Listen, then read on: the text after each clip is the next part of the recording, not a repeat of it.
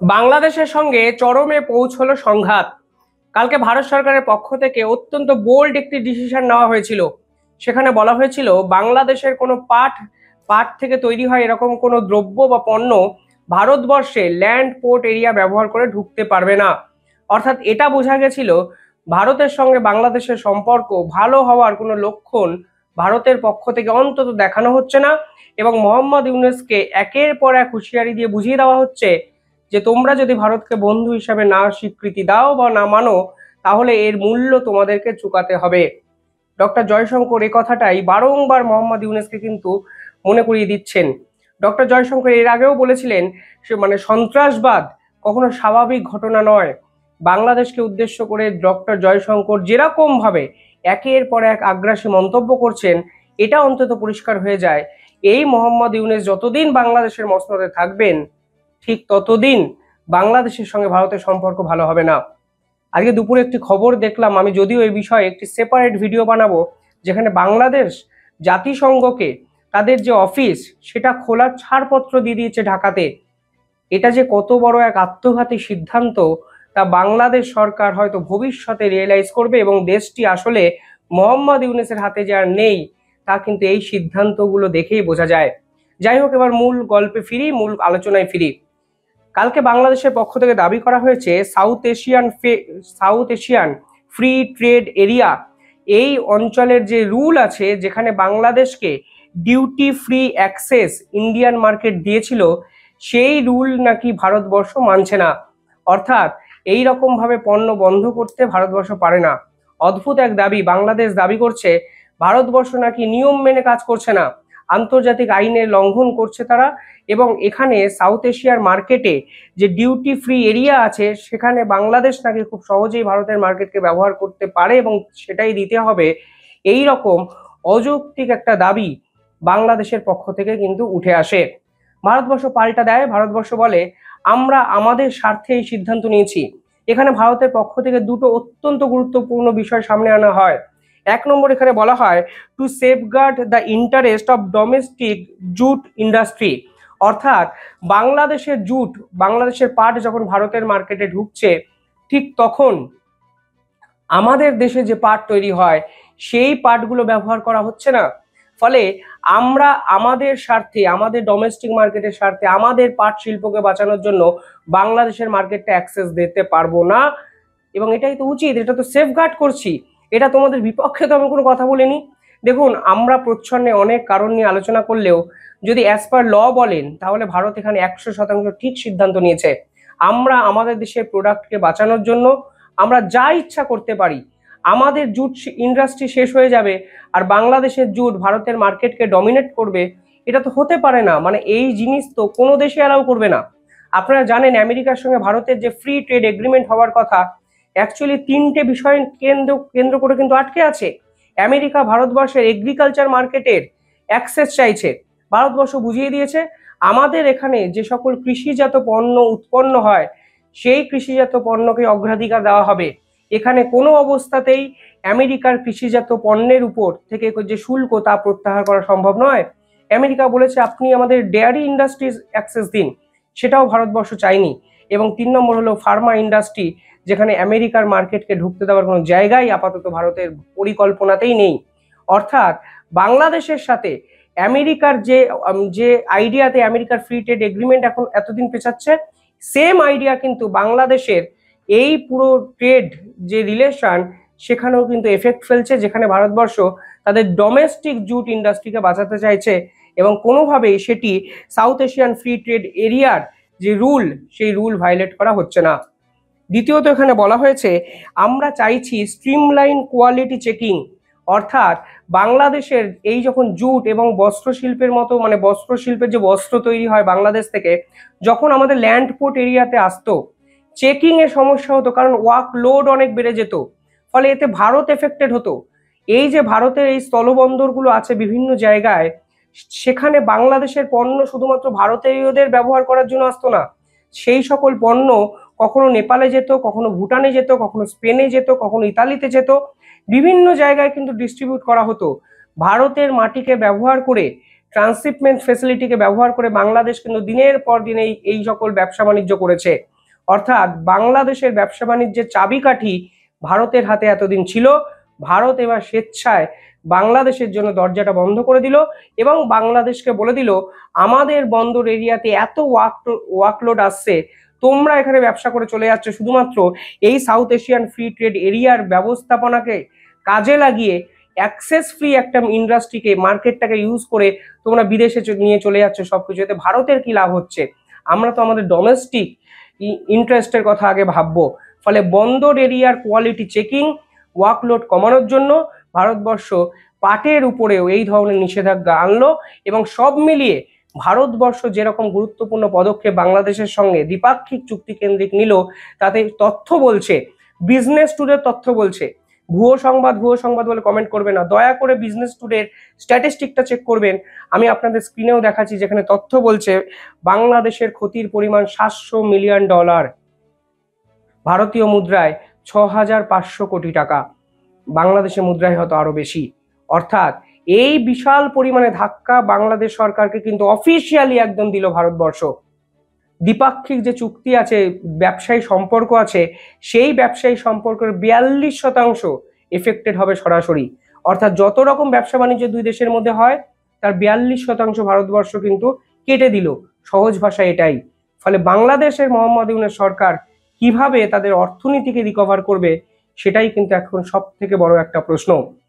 এই ভিডিওর সেকেন্ড পার্টে আরো একটি ইন্টারেস্টিং তথ্য আপনাদের সামনে তুলে ধরবো, যা কিন্তু অত্যন্ত গুরুত্বপূর্ণ। আমার মনে হলো এই ভিডিওর সঙ্গে এই তথ্যটা তুলে ধরা উচিত। আমি শেষ দুদিন ধরে আপনাদেরকে একটি ছবি দেখিয়েছি, যেখানে বাংলাদেশ সরকার চীন এবং পাকিস্তানের অফিসিয়ালদের সঙ্গে নাকি মিটিং করেছে। বাংলাদেশ সরকার অফিসিয়াল স্টেটমেন্ট জানিয়ে বলেছে যে আমরা ভারতের বিপক্ষে কোনো জোট তৈরি করছি না, নিতান্তই একটা অফিসিয়াল মিটিং, কোনো দ্বিপাক্ষিক বা ত্রিপাক্ষিক চুক্তিকে সুন্দর করে এগিয়ে নিয়ে যাওয়ার জন্য এই মিটিং নয়, এই ধরনের একটা স্টেটমেন্ট এসছে। ভারতের কাছে এখন কনসার্ন হলো বাংলাদেশের এই মাটিকে ব্যবহার করে যেভাবে পাকিস্তান এবং চীন ভারত বিরোধী চক্রান্ত করছে বা করার পরিকল্পনা করছে, সেটাকে থামানো।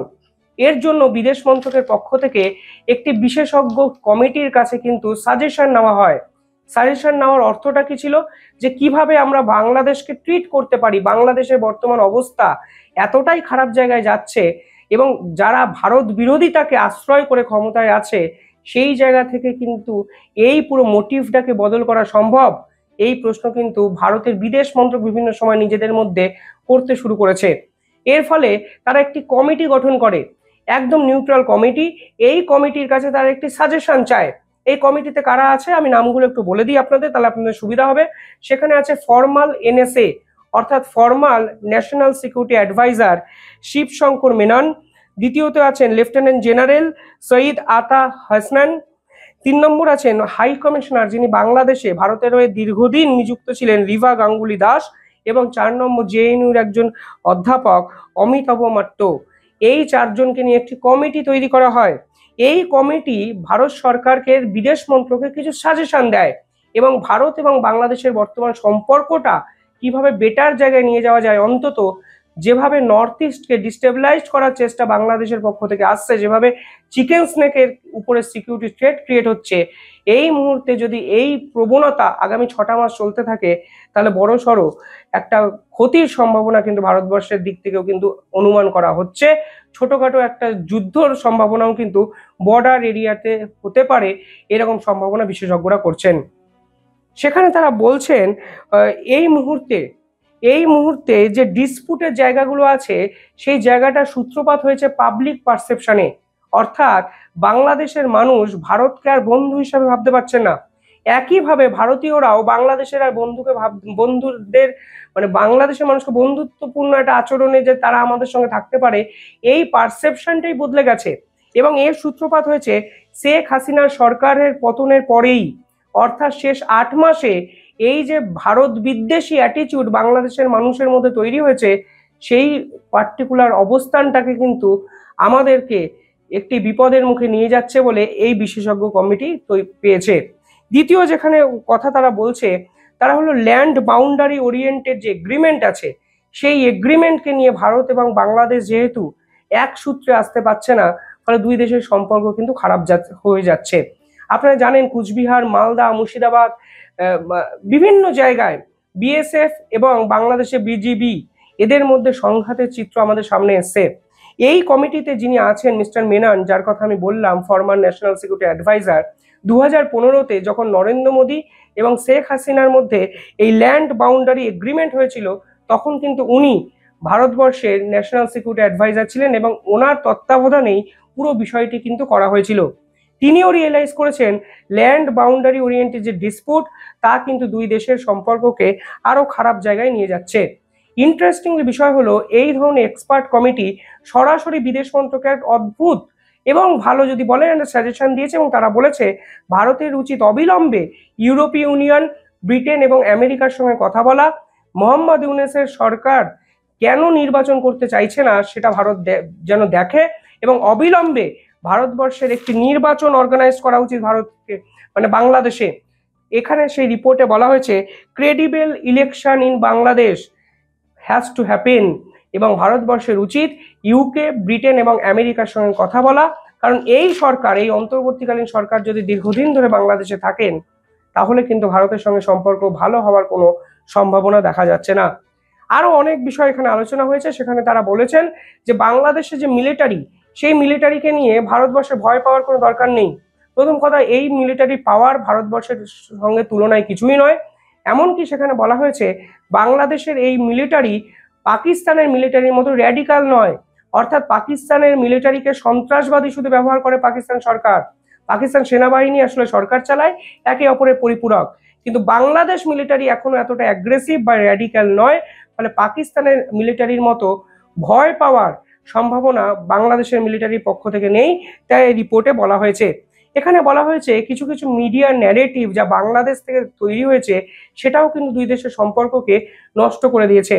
দুর্গাপূজাকে কেন্দ্র করে বাংলাদেশের মিডিয়া যেভাবে প্রচার করেছে তা মোটেই ভালো বার্তা ভারতীয়দের মনে আসেনি। আরও একটা বিষয় ইম্পর্টেন্ট, সেখানে বলা হচ্ছে দুই দেশের এবার বিভিন্ন প্রোগ্রাম, এক্সচেঞ্জ প্রোগ্রাম শুরু করা উচিত কি উচিত না সে বিষয়ে কমিটি একটি বার্তা দিয়েছেন। সেখানে বলা হয়েছে যেহেতু ওয়েস্ট বেঙ্গল এবং ত্রিপুরা একদম বাংলাদেশের বর্ডারে অবস্থিত এবং বাংলাদেশের বিভিন্ন মানুষের সঙ্গে, অঞ্চলের সঙ্গে ভাষা সংস্কৃতির একটা সাদৃশ্য দেখা যায়, মানে সাদৃশ্য দেখা যায়, সেই সাদৃশ্য দেখানোর জন্য এই পার্টিকুলার সম্পর্কটি ভালো করার চেষ্টা করা হোক ওয়েস্ট বেঙ্গল থেকে। কিছুদিন আগে বাংলাদেশের হাই কমিশনার ভারতবর্ষে এসেছিলেন এবং বাংলার মুখ্যমন্ত্রীর সঙ্গে একটি মিটিং করে যান, এই উদাহরণও নাকি এই কমিটিতে আলোচনা হয়। আরো ইন্টারেস্টিং বিষয় হলো, এখানে বলা হয়েছে পিউপেল এক্সচেঞ্জেস প্রোগ্রাম চালু করতে হবে, মিডিয়া জার্নালিস্ট প্রোগ্রাম চালু করতে হবে, একে অপরের দেশে আসবে। এই ধরনের একাধিক সুপারিশ কিন্তু এই এক্সপার্ট কমিটি পার্লামেন্টের এই কমিটিকে করেছে, বিদেশ মন্ত্রকের কাছে করেছে। সেখানে অনেকে স্বীকারও করে নিয়েছেন অনুপ্রবেশের সংখ্যাও কিন্তু শেষ 3-4 মাসে কমতে শুরু করেছে। অর্থাৎ সব মিলিয়ে বাংলাদেশ কিন্তু ভারতের আতস কাছে তলায় আছে। আমি দুটো ঘটনা পাশাপাশি আপনাদের সঙ্গে রাখলাম এবং আপনাদের কি মনে হয় বাংলাদেশের সঙ্গে কি ব্যবসা পত্র ভালো করে দুই দেশের সম্পর্ক কি ভালো করা উচিত? এই প্রশ্ন কিন্তু এই কমিটির রিপোর্ট তুলে দিয়েছে। পাশাপাশি ভারতের সরকারের যে সিদ্ধান্তে বাংলাদেশের বিপক্ষে একাধিক অ্যাগ্রেসিভ মুভমেন্ট অন্তত মোহাম্মদ ইউনূসকে বুঝিয়ে দিয়েছে তার দিন শেষ নয়, ভারতের সঙ্গে বন্ধুত্ব রাখো, না হলে এর যে আফটার এফেক্টস সেটাকে অ্যাকসেপ্ট করার জন্য তৈরি হও। এই প্রশ্ন আমি আপনাদের উদ্দেশ্যে রাখলাম। দেখতে থাকুন দ্য ইন্ডিপেন্ডেন্ট বেঙ্গল। কমেন্টে জানাবেন আপনারা কি ভাবছেন। ধন্যবাদ।